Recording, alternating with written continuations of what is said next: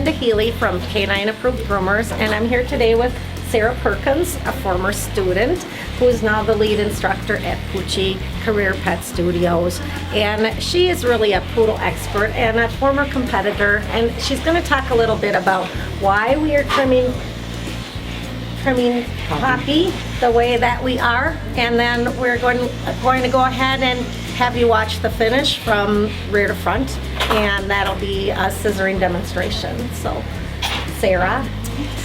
Yeah. Okay, so when you're looking at the poodle, it's all about conformation, and you want the breed to represent the standard as well as possible. And so, being pet groomers, we a lot of times get dogs in that are not in show coat or show quality. So we do what we can to for corrective grooming to bring that dog up to standard as close as we can. So when you're looking at the poodle, they are just about square. So from the point of shoulder to the point of rump should be the same distance as from the withers to the floor. And so if that isn't the case, like if the shoulder were higher, you would want to camouflage that. You would want to bring that shoulder down by using the hair. So Poppy is a good example.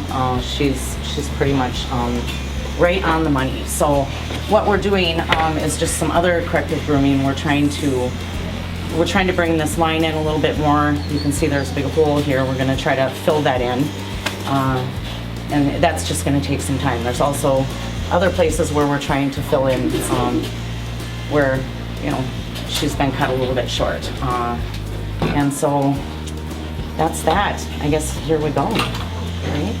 Okay, so Poppy is put into sort of a modified puppy trim, and we're growing her legs out into bell bottoms. So it's kind of a fun trim for the students to do because it's not the typical groom. So I'm gonna start shaving feet and face on Poppy. Okay. Show you a little bit about what that's about. Okay, so earlier we did start working on Poppy's tail, and we are fixing the tail set, and that is another area that we need to grow out. All right, so when you're shaving a poodle face, you want the poodle's face to be parallel with the table. You don't want the dog sitting down. You want a line. If the dog's ear set is in the proper place, you want a line from the corner of the eye to the corner of the ear, the top corner of the ear. And what I usually tell the students is it's better to start down low and then raise your line later if need be. So hers is in a pretty good spot right now. So what I'm using a 15, and I'm going against the grain. And the hair on the face often grows in all different directions. So sometimes you have to, clip up. Sometimes you have to clip backwards. Sometimes you have to clip down. So her face is pretty clean, but I'm just gonna go over it and tidy it up. So you want to clean up all underneath the eye. If the dog's face is really short, you'll want to put a V in between the eyes so that it accentuates the dog's muzzle. And for her, we're gonna go from the back corner of the ear down to about 2 fingers or so, 2.5 fingers above the breastbone, into a V. I like the V on her, and then we also do the V on the tail. If you're gonna do a U on the neck, I like to put a U on the tail. So, anyhow, all right. So shaving the face, you just get it all nice and cleaned up, and you want to make sure that you stretch the lips back so you can get into this little lip fold here and get all that nastiness over there. Because otherwise, when the dog pants, you'll see that little clump of hair there. So. And at this point, I'm just going to let her sit down because my line is already set. So.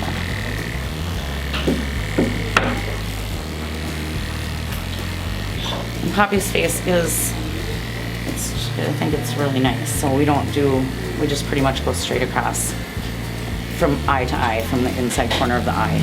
There's a little bit of a V set in there, but I think we can start growing that out because she's got a nice face.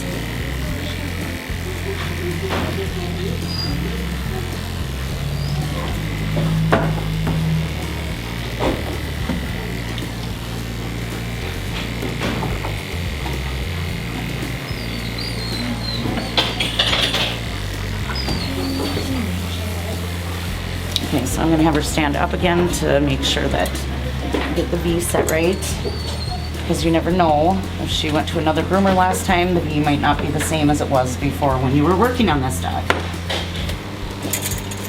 Another thing I should mention is when you are lifting up the ear, you never want to stretch the ear because look what happens to that line. It makes it all distorted. So you just want to rest the ear back, and then the line stays now natural. So.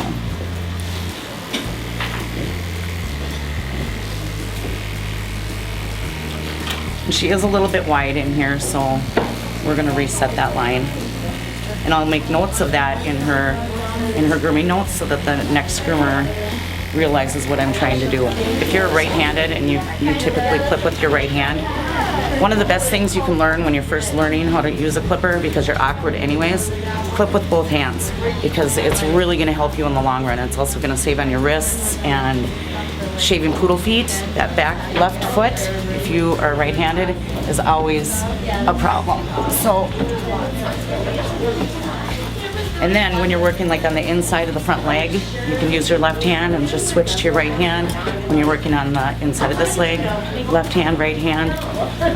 It's one of the best tricks that I teach them, and the ones that actually do it really appreciate it, because like poodle faces too, you're not crossing over with your arm in front of you. It doesn't work.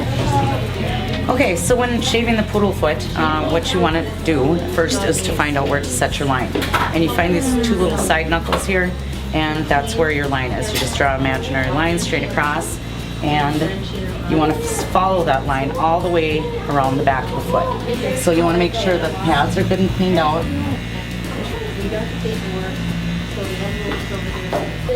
Okay, and then I'm going to take my 10 blade and do the top of the foot with the 10 blade. It's a pretty sensitive area, especially in those white poodles.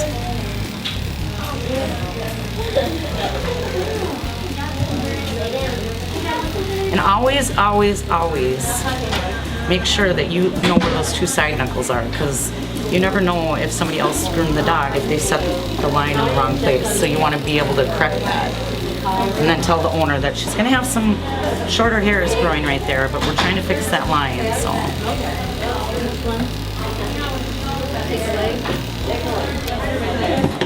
Okay, so then what I'm going to do is take the little mini clipper and get in between the toes here, where that webbing is. And you want to be really, really careful in here, even though this is a really short blade.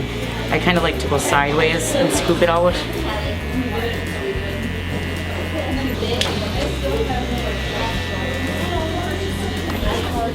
Okay, and then a little trick is you can take an old toothbrush, or just have a poodle foot toothbrush, and brush the hair against the grain around the toenail, and you can get it even cleaner.